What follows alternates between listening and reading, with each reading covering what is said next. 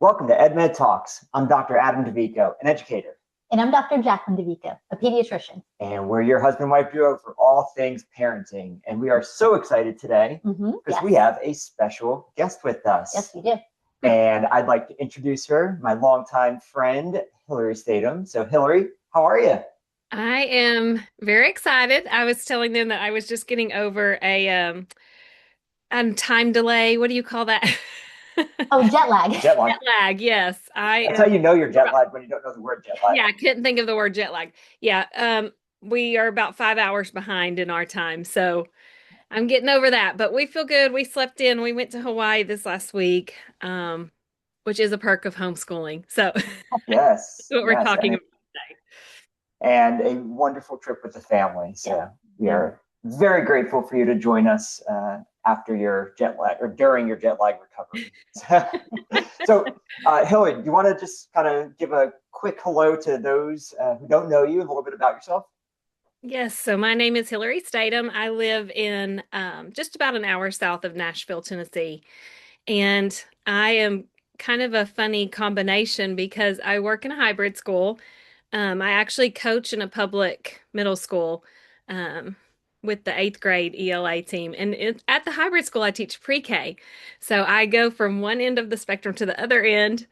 It's really fun, but I also homeschool my kids, and I've got two that I'm homeschooling completely, and then my son is in pre-K, so he's just getting started with school. Um, I'm very passionate about helping public school teachers, but I also love the homeschool world and kind of have a passion for both things. So I'm happy to help or give advice or share insight as much as I can today. Well, and that's why I really wanted you on our podcast because I do know you have those two great experiences and they're in different arenas within education, but you bring such credibility to both. And so I think you're going to be such a great voice for those people out there who have said, maybe I want to homeschool and I don't hmm know how to do it or what is it and all that. So uh, maybe start off with just a little bit. How did you begin that conversation as a family of maybe I want to homeschool? hmm Well, I have a sister who started homeschooling her kids, and she has five kids. She started a long time ago, and they had started in public school, and her oldest actually wanted to continue her public school experience. She was loving it, had a great time. So she went to public school all the way through. Her next four were very interested in homeschooling, and I believe the second oldest was in, which you've met him, is Ben. And he was in, I think, fourth grade when she decided to homeschool. And I would say that the biggest reason was just that we are wanting more time with our children. And we kind of felt pulled in so many directions.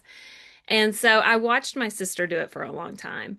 Her kids are a lot older than mine. And my kids knew all about the homeschooling world because of that. And they started asking me, constantly, could we homeschool? Could we try that, mom, and see if we like it?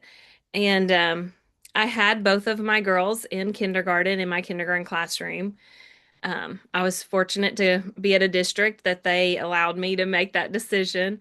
And so it was really fun to have both of my girls. My oldest, Aniston, was in my kindergarten classroom during the pandemic.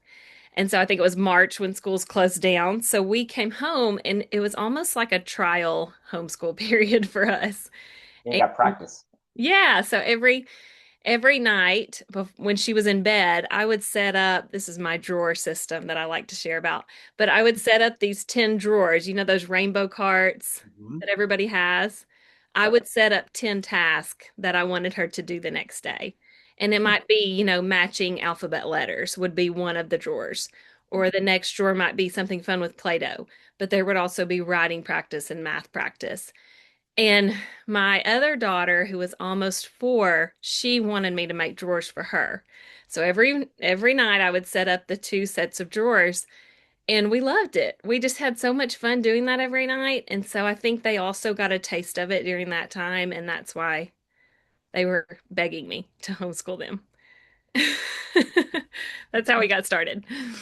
Yeah. What would you tell parents who don't have the education background that you do, kind of how to begin or how to start looking at what to do for homeschooling? Hmm I would say that there's so many resources out there. It is the fastest growing form of education in the United States now. You can find curriculum that goes along with, if you want to incorporate religious beliefs or you don't want to incorporate that at all.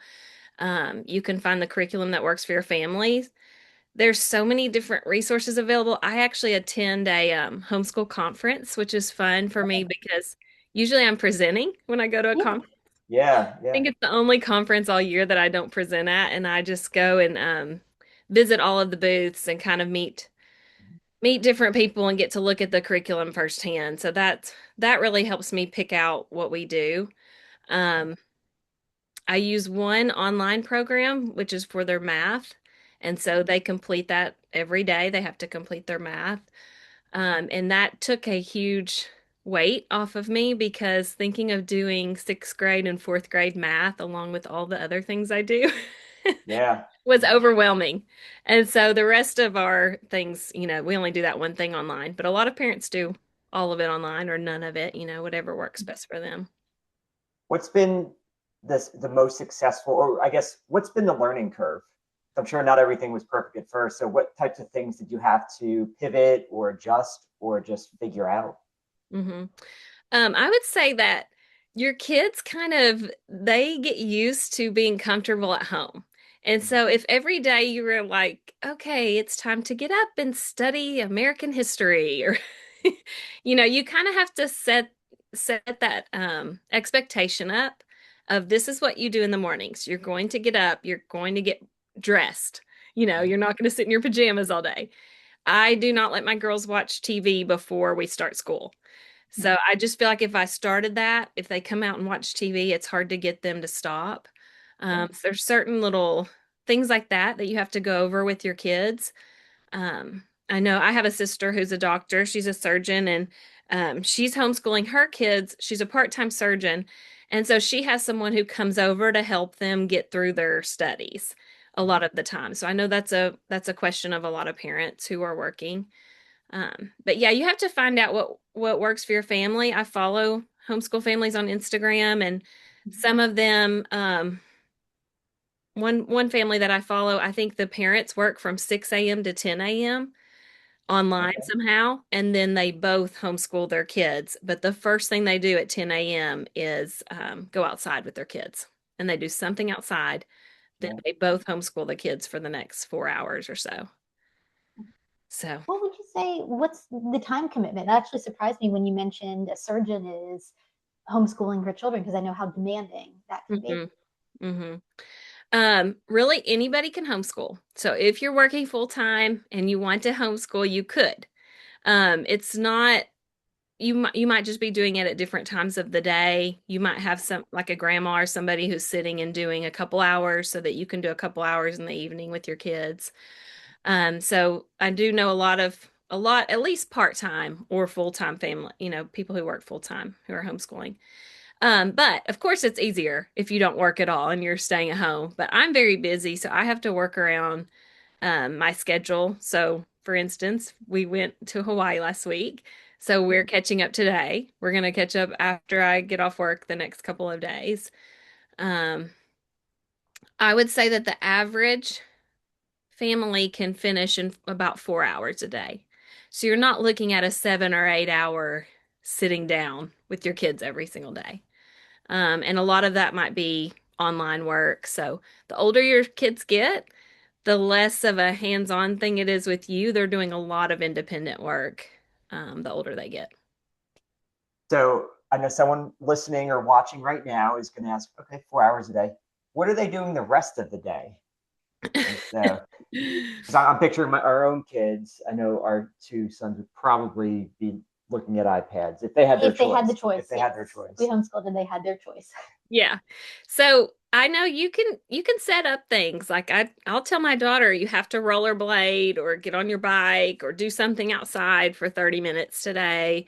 We're fortunate that we share a driveway with my parents, my mom, and so they have to go visit grandma.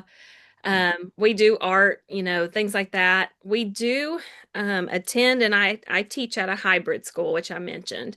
Mhm. That's been really wonderful for us. I originally was planning to send them there to get them out of the house 2 days a week and to get them with kids their own age. I wanted them to have time with kids their own age. And at the last second, I knew how badly they needed a pre-K teacher, and I decided to step in. And so now Tyler's been in my class last year and this year in the pre-K program. So that does take up a lot of our time, and sometimes those hybrid classes will give them things to do on the other days. So you can look into programs like that as well. I was going to say hybrid programs are really an offshoot of homeschooling Hmm. ultimately, right? So do you want Hmm. to just, I mean, maybe for parents listening out there who have never heard of homeschooling slash hybrid or don't know much context, do you want to explain a little bit how the hybrid works and maybe that could be an option for someone who's interested in homeschooling but may not want to do the full scale? Full commitment. Yeah, so I know a lot of people attend co-ops, and Mm-hmm. usually at a co-op, the parent is expected to stay and help, Mm-hmm. and they are there, working as a volunteer. At our hybrid school, almost all of the teachers are certified teachers, and we are being paid to be there. It's not a lot of money, but we're being paid to be there. You can drop your children off, so it's not where you would stay like you would at a co-op. Mm-hmm. A lot of schools, they're private schools sometimes that turn into a hybrid option. So parents can decide that I want my kids to go all 5 days, or I want my kids to go 2 days and give me the work to do with them at home. So parents who aren't really sure about it, they can get help on what to do at home. Ours is kind of fun enrichment like things. So I always tell my girls you have to do, a lot more grammar and all of those types of things on the days we're not at our hybrid school because we got to choose classes and I let them choose classes of interest this year. Um, but anyways, it can vary. So you can look around your area. There might be a 2 day a week or 3 day a week program. Our 2 day a week is so popular and has such a long wait list that they're considering making it a 3 day a week program. So, yeah. Meaning kids would attend 2 out of the 3 days, or They would just attend 3 days a week and do okay. 2 days at home. So interesting. You bring up a great point. Just there are a lot of ways for this to look. Yeah. And I think that is almost a blessing and a curse for some families. Like, Mhm. yes, options, but then there's so many options. Right. Uh, and so I'm wondering, because you also dabble in the eighth grade world, and as your kids get older, what might it look like as kids do get older, especially to those high school years when, maybe the last time some parents stepped into high school was when they were in high school, and certainly 10th grade AP bio may not be their thing anymore. So I don't think I agree with that actually. that's true. You might be, Yeah. but for Very the big deal. for the regular parent, what does the upper level learning potentially look like from a homeschooling So perspective? I will say there are a lot of school systems that are offering, some kind of homeschooling option or virtual option, public school systems. Sometimes you can choose to just attend for certain classes and still get your college credit, just like in those high school, like you can go in and I know some homeschool students who do that. It can get hard. I mean, because even math, even from when I started in as a fifth grade teacher, or no, fourth grade, and then I moved to fifth grade, and I taught math, looking at like 17 years ago. And you can imagine, even since then, math has changed. What they do in math and how they come to, get to the answer has changed. And so it does, it takes a lot of study and practice. There's a little bit of an issue with some homeschool parents wanting to let their kids learn at their own rate and just not really, I'm sure you've seen this before. Um, it's kind of called unschooling or something, and we Yes. let them learn at their own rate. And I do try to raise awareness about that. If your child's not reading, at least CBC words at the age of 5, we have to get onto that. There's lots of things that I can bring in from being a public school teacher. We have to be careful. You do want your child to kind of learn more at their own pace. That's the beauty of it. You can differentiate learning. I can let my daughter Heidi do a whole unit study about hedgehogs, which is her favorite animal, and she has a pet hedgehog. I can make it exciting for her and just totally tailored to her. But I still have to keep up with those expectations. And what do they need if they want to go to college? What classes do they need in high school? If I don't feel comfortable teaching those biology courses or algebra or, calculus, then there are usually you can find a co-op, a private school, or even a public school that has an option where your children can go in and learn a little bit. Yeah, what are some of the biggest myths about either families that homeschool or children that are homeschooled? I would say the biggest myth is that they are not around kids of their own age or like they have trouble being social, you know, the social aspect of it. My kids are so busy. Heidi is in acting classes, they're in swim, they're on a swim team, they go to the hybrid school. Our public school actually lets my daughter still try out for the plays. You can look at where your kids are zoned for, so they still are allowed to participate in sports wherever they're zoned for, so they can go and try out. Um, they're just my kids are almost too social.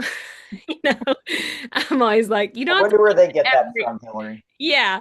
Well, I'm like, you don't have to talk to everybody. And I mentioned that last week we were in Hawaii and there was a kids club that's free a couple hours a day. They just are dying to go to the kids club. They had all these friends they had made and they're seeing them at the pool and they're just so excited. So that was something that I think a lot of people worry about. And I'm sure there are families who stay at home and never ever leave their house, but that's very rare. I think most of the homeschool world's pretty busy and active and still participating in a lot of after school things. I'm glad you said that because there is, you and I have been in education long enough. There's stigmas Hmm. around the non-traditional way of educating, and you can go down the list of the different stigmas for different things. So that was really great advice for an insight into debunking myths. I'm wondering what were some of the most transferable skills that you took from your years of classroom teaching, traditional classroom teaching, that you have brought into homeschooling that maybe some people who are listening who are homeschooling or thinking about doing could be perhaps attentive to, because maybe they won't be the expert that you are, that you've had all those years, but maybe they can hone in on some of those. I think some of it is just organization because I like to say that I'm a type B person, always striving to be type A. I'm kind of laid back, but I want to be organized and I want to have everything together. And so in my classroom, I was what I would consider a type A person. But just the drawer system, like just the fact that my kids knew they had to do 10 tasks. And one of those tasks might say, practice your script for your play or bring this book to mom so we can work together. So a lot of it was independent work, but a lot of the drawers say, you have to do this part with mom or you're going to play this game with mom. um, your organization from being in the classroom, that really helped. Just knowing teachers, knowing that expectations are really high in school now. It's not what we were doing when we were little.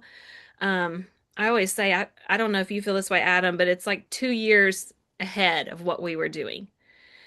So I, like I just saw literally, I like 3 hours ago, I was on social media and I saw this article pop up that said, "Is kindergarten the new second grade?" that's what, I okay, that's swear, exactly what I think. I I just always saw say that it. to people. Yeah, I always say that to people. It's Crazy. like 2 years ahead. Um, Yeah. So I do try to raise alarm bells like at my hybrid school. If I notice that somebody thinks this is normal, this might not be normal. This might be something we need to look into. Um, so yeah, just staying up to date on education, following teachers. Um, there is a little bit of homeschool versus public school kind of mindset, and I'm kind of funny that I'm in both worlds. Yeah. Yeah, that is. Um, but they both can be beautiful things. A public school is in your classroom, that's your home, that's your family. My students, I actually miss having a whole classroom family, and you probably felt this when you went to Mhm. administration. I have my two, hybrid schools 2 days a week, but when you're there 5 days a week Yeah. with that one little classroom, you do become a little family. Mhm. But your home, of course, with your own children is also like a family. So there's really beautiful things about both worlds. I love that. That's great. Um, as we're thinking about the rigor that has increased in the Mhm. grades, it got me thinking, and I don't know the answer to this, so please enlighten me if you do know. Are there any type of standardized testing that is prevalent in the homeschooling I community that, believe, yeah, this depends on your state.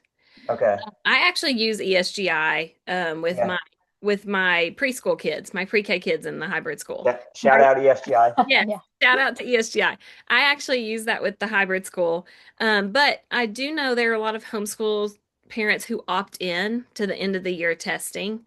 Okay, Um, I think some states may require that. Our state in Tennessee, you don't have to do that. okay, So you can opt into that big test. Um, Does but that yeah, it's mean, kind of up to you, I think, the rest of the year. so being outside of education, if a parent, you say opt in to does that mean the traditional, whatever the state end of grade testing Hmm. is? Does that mean the parent administers themselves, or you take the child to the public I think school? they go. I Okay. think they you go to actually the do. public school and do it. Okay. I honestly have not done that with my girls. Aniston she is just a very nervous and anxious test taker, and it just really ruined her week, the whole week of that standardized testing.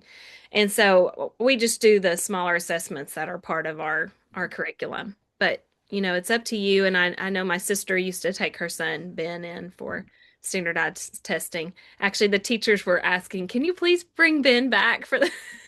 Oh, We want to keep him. oh, He was very clever. So, Yeah. but yeah, it's up to you, I think. But you do need to check on your state, and most states have like an umbrella school option.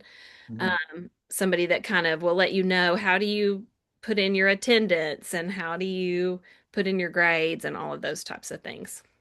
I was gonna say, did you have to register? I know in North Carolina, where we live, you have to register as a homeschool entity. Did you have to Mhm. do anything like that? I think the one I use is called Home Life Academy. Okay. And it's an online thing, and I'm sure I think that's nationwide one that you could use. I've had a really good experience. They actually contacted the schools and were able to get all of their records. So I didn't have to handle any of that. And it was funny because I was still teaching full time at that school, and the principal walked in and said, "We just got a request for your kids." I was like, yeah, well, we're going to go ahead and start homeschooling.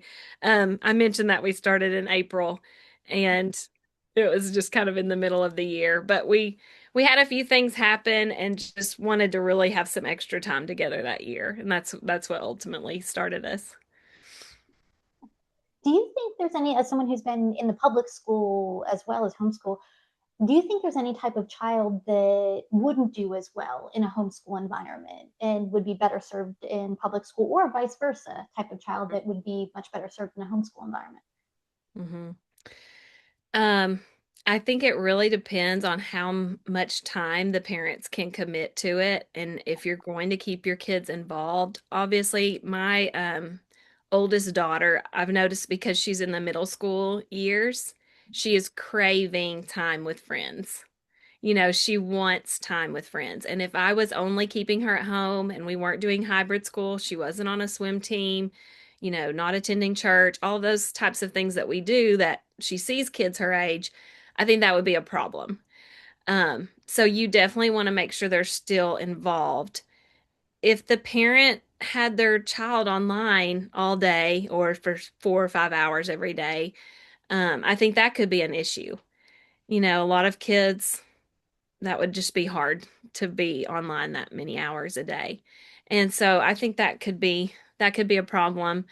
Um, it's kind of funny because you don't have a lot of behavior. You have the behavior issues from your own children, but you don't Yeah. have to deal with all of those behavior issues. And to be honest, I had always kind of known that when my girls got to the middle school years that we would probably start homeschooling just because my middle school experience wasn't fabulous.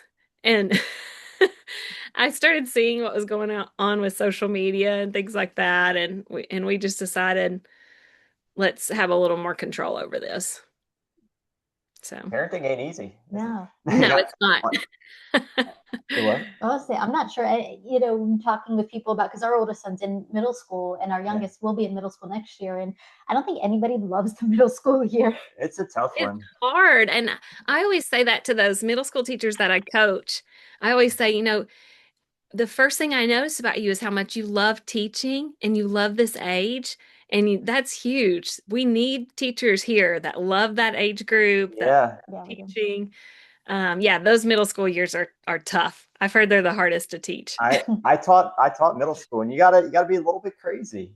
Yeah, they're fun though. The kids are They really are. They are. They are. All right, so we'll get you out of here on this. So if there is a person listening right now or watching right now who is thinking, I am considering homeschooling, just not sure, what is your biggest piece of advice to them to truly figure out if it's right for them?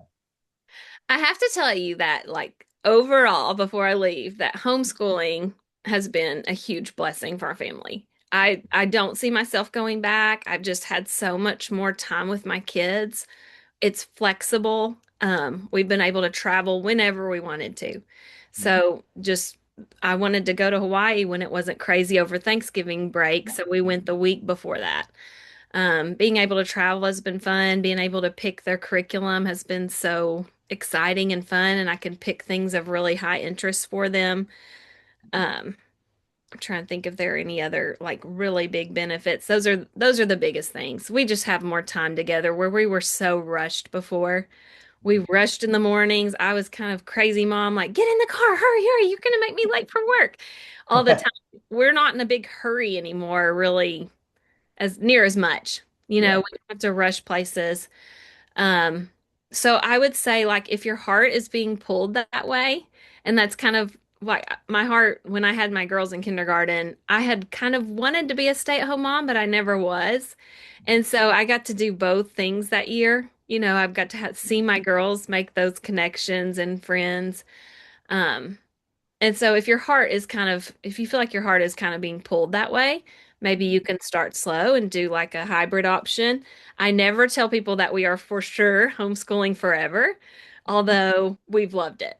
And so don't feel like you have to do it forever. You can try it even for a semester and go back if it's not working out for your family. But yeah, I think following some people on social media even has helped me. Like I just follow a few homeschooling parents on Instagram and things like that. And also, I love to chat with people after a podcast or a conference session. And so, if you have any questions, you can reach out to me. Yes, I love it. And I will say personally, Hilary is an amazing educator, amazing person. We've known each other for years. We've gotten to work together, present together, travel the country presenting. So it is, you are the real deal, an awesome person and educator. So Thank you. And I'm so excited that I got to meet your wife this Oh, summer and hopefully yeah, next summer too. So, yes, and dance together, that right? is true. Yes. yes, we got to dance to the was Yes. it 80s Mhm. themed. But I'll yeah, pretty much dance to any music. So yes, we had so much fun. yeah. But yes, I've known Adam for years and he talks about you all the time. Aw. And so it was really fun to meet you in person. And of course, I'm just impressed that you're a pediatrician and you guys make such a great team together. Aw. This Thank you is so going to much, be a Linda. great podcast, to be able to Aw. hear both perspectives. Yeah. Well, No, it was thank great you. meeting you as well. Yes. Well, we will link all of Hilary's contact information in the posts and everything. And Jacqueline, why don't you bring us home? All right. As I end every podcast, I remind families that there's no such thing as the perfect parent, but you can be the perfect parent for your child.